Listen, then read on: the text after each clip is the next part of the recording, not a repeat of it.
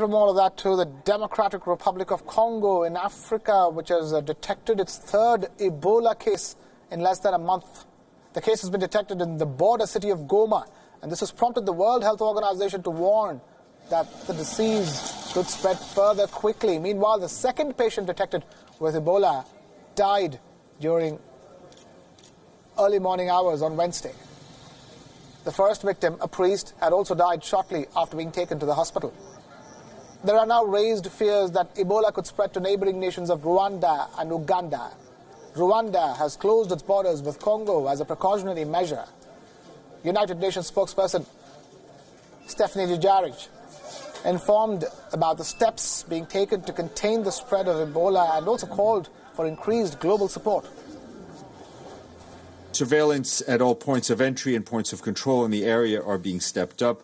They're also increasing community engagement, risk communications, and active case finding. This latest case in such a dense population center underscores the very real risk of a spike in disease transmission, perhaps beyond the country's border, and the very urgent need for a strengthened global response and increased donor investment.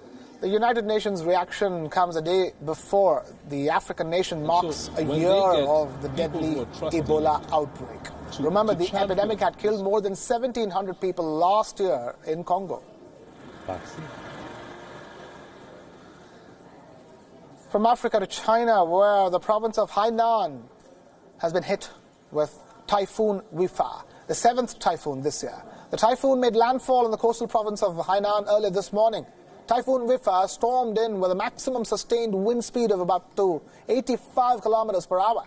The typhoon is a result of a tropical depression which formed in the northern waters of South China Sea on Tuesday. Locations from southeastern China into northern Vietnam and northern Laos have been put on an alert for potential flooding. The risk of damaging winds extends from the northern Hainan province to the southwest Guangdong, the coast of Guangxi, and coastal locations of northeastern Vietnam. A total rainfall of 100 to 200 millimeters has been expected to hit the region. In Hong Kong as well, more than 700 flights have been cancelled or delayed. Hong Kong even issued a number 8 typhoon warning. It's the first for the year, which was later downgraded to a number 3 warning. Immediate impact of the landfall is yet to be known. The storm, however, is expected to subside within the next 24 hours. From China to Pakistan, where the port city of Karachi has been reeling under floods. In the latest update, at least 24 people have been killed in the heavy rains. Most of these deaths have been attributed to incidents of roof collapse and electrocutions. The floods have also triggered power outages and taken a toll on the city's fragile infrastructure.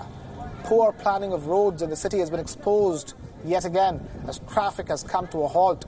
Businesses in the city have also been affected, while the government has closed down all the schools. Heavy rains have been continuing in the city since Monday, and more rains are expected next week.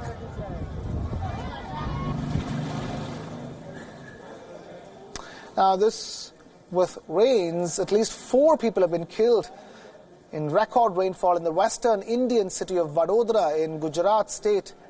5 trains were cancelled as the city received over 550 millimeters of rainfall in just 12 hours.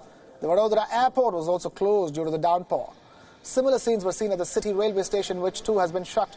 The daily lives have come to a standstill as schools and offices remain shut due to the flood-like situation. Meanwhile, the Chief Minister of the state of Gujarat, Vijay Rupani, held a review meeting on the record rainfall this year as the weather department has warned of further heavy rainfall across the state of Gujarat.